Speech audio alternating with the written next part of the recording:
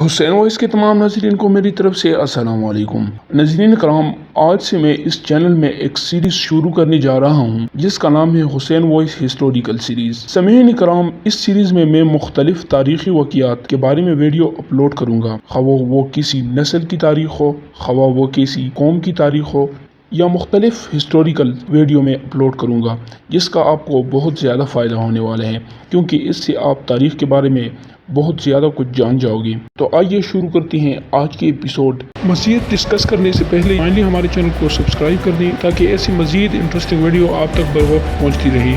سامعین کرام، پٹھانوں کی تاریخ پر لکھی گئی کتب میں سے تذکرہ ایک منفرد اور جامع مگر سادہ زبان میں مکمل تحقیق کا درجہ رکھتی ہے۔ خان روشن خان نے اس کا پہلا ایڈیشن 1980 میں شائع کیا تھا۔ یہ کتب بعد ازاں پٹھانوں میں بے حد مقبول ہوئی، جس سے معلوم ہوا کہ پٹھان بنی اسرائیل سے تعلق رکھتے ہیں اور ان کے آباء و اجداد اسلام پسند تھی۔ ان کی تحقیق کے مطابق امہات المؤمنین میں سے حضرت صفیہ بھی پٹھان قوم سے تعلق رکھتی تھی۔ یہودیت سے عیسائیت اور پھر دین محمدی صلی اللہ علیہ وآلہ وسلم تک ایمان کا سفر کرنے والی اس شجاع، حریت پسند اور حق گو قوم نے صدیوں تک اپنی شناخت پر آنچ نہیں آنے دی۔ پٹھانوں کی تاریخ و تمدن پر خان روشن خان کی تحقیقی کتاب تذکرہ کی چیدہ ابواب ہمارے چینل حسین وائس میں شائع کی جائیں گے، تاکہ نئی نسل اور اہل علم کو پٹھانوں کی اصلیت اور ان کی مزاج کا ادراک ہو سکے۔ پختون قوم کا نسلی اور آبائی تعلق ان جلاوطن بنی اسرائیل سے ہے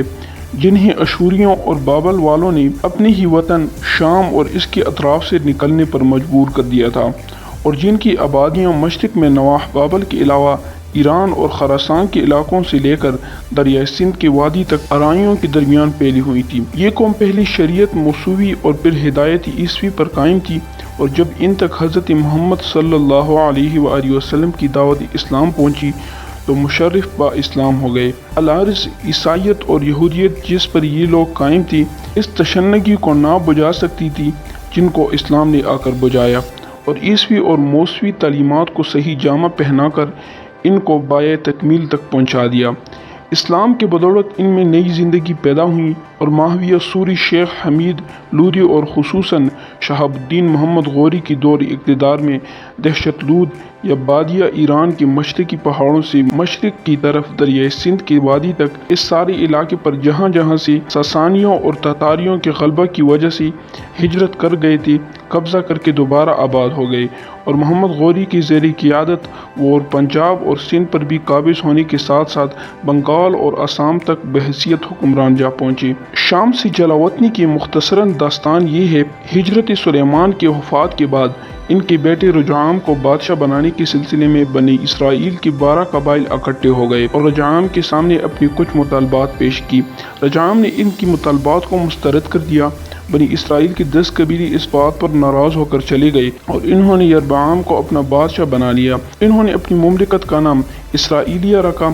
اس کے برعکس یہودا اور بنیامین 2 قبیلیوں نے رجعام بن سلیمان کو اپنا بادشاہ تسلیم کیا اور اپنی حکومت کا نام سلطنت یہودیہ رکھا۔ یہاں سے بنی اسرائیل میں پھوٹ پڑ گئی۔ ان دونوں حکومتوں کی تاریخ باہمی قتل و غارت اور نفاق اور سازشوں سے بری ہوئی ہے۔ ان باہمی نفاق اور جنگ و جدل کا نتیجہ یہ نکلا کہ دونوں اپنی حکومتوں کو قائم نہیں رکھ سکی۔ وہ اشیریوں اور بابلیوں اور رومیوں کے تخت و تاراج کا پختہ مشق بنے رہے۔ اس دور میں فلسطین کی یہودیوں اور سامرا کے اسرائیلیوں میں بہت سے نبی مبعوث ہوتے رہے جو انہیں خدا کا پیغام سناتے، ہدایت کی طرف بلاتے اور آئندہ واقعات کی پیشگوئیاں کرتی تھی، مگر انہوں نے کان نہ دھرا۔